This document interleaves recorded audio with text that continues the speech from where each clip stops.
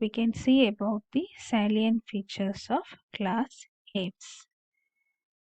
The entire body, it is having an exoskeletal covering of epidermal feathers, and scales are also there as the exoskeletal structures, and this covers the shank and foot of the birds. The jaws are modified into toothless beak or bill, and that is covered by a coating called as a rampotheca. Forelimbs are modified into wings for flight. Digits are 3 in the forelimb, but it is never more than 4 in the hind limb. A single oil gland is seen, which is the only cutaneous gland present in the birds.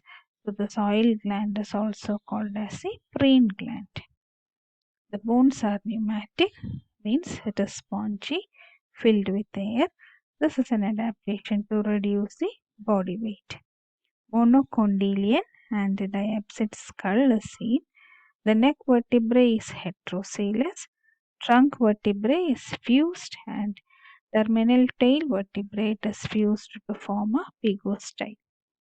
Large keeled sternum is there, which helps in the attachment of the flight muscles.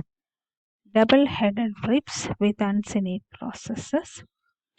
In forelimb, the distal carpels and metacarpals are fused to form a carpo-metacarpus. In hind limb, the proximal tarsal fuse with tibia, forming tibiotarsus. Distal tarsals fuse with metatarsals, forming the tarso-metatarsus.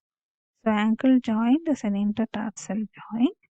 Pectoral girdle has a characteristic V-shaped furcula, also called as a wishbone.